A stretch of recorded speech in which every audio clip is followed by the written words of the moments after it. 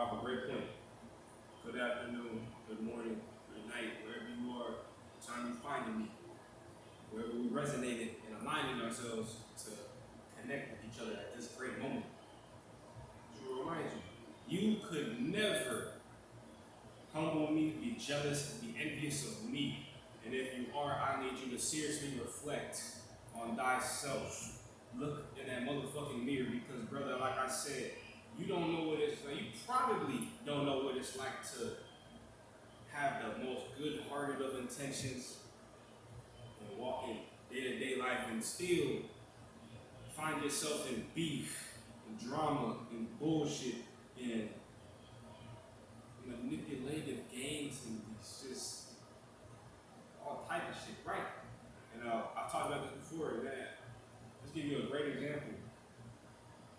One of the things that opened my eyes to this shit originally is I had this boss I was working under as a delivery driver for this Chinese place, Chinese food place, bro.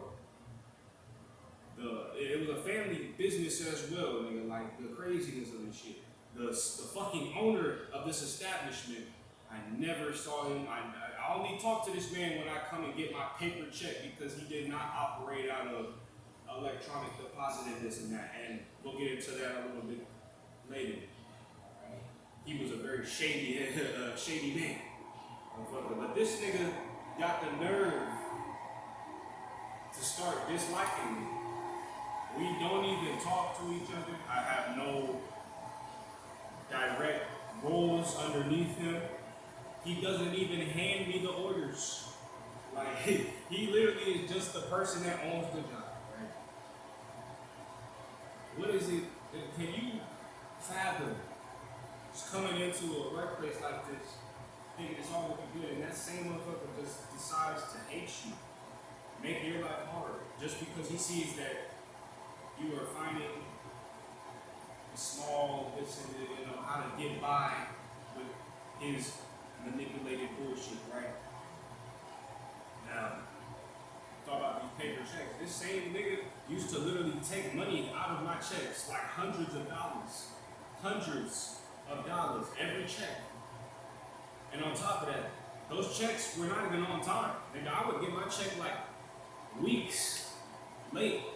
You know what I'm saying? And can you imagine that and still having the nerve to dislike me?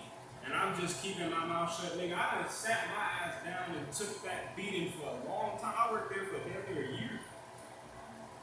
Just eating that shit until I got fed up with it. And I came up at that nigga in front of his customers and I told him, bro, I want my motherfucking money. Right here, right now, and you can pay everybody else that you ain't paying. But now I'm the bad guy because I want to badmouth the motherfucking in front of his customers in his restaurant. Motherfucker, pay your employees and this shit won't happen. You're lucky.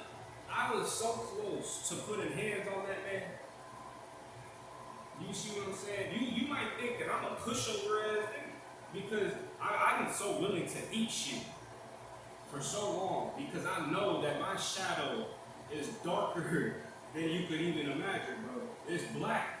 It's black, motherfucker. I had to learn how to control that shit because back when I was younger, it was just, you know what I'm saying? As you get older, you realize that you can't do dumb shit. You know, you gotta react based off of logic and reasoning and not emotions, right? But can you fathom? You might look at me and be like, okay, yeah, this guy's, he's fucking conceited, he's arrogant, and this and that. Not knowing my backstory because I don't fucking talk about it, because there is no need. I don't feel the need to. Motherfucker, I went through so much shit, there's stories and stories like this on for days. But the point here is, it's those things that make you stronger. What don't kill you make you stronger, gang. That's the simple truth. Sticks and stones may break my bones. Alright? Through all of that shit, I've learned so much. And with these jobs especially, bro, you can learn a lot with a job. And I'm not even talking like a fucking real career, just about people and fucking how business business works and how motherfuckers are manipulative and they'll try to take control over you if you're weak and you're passive in this shit, bro. If you try to hop into a business world and you just let some nigga say, all right, we're gonna do a 50-50, and then you don't read the fine print. He ended up switching the deal to 70-30 and some shit, and now you get taken advantage of, bro. This is real life. Not everybody got good intentions.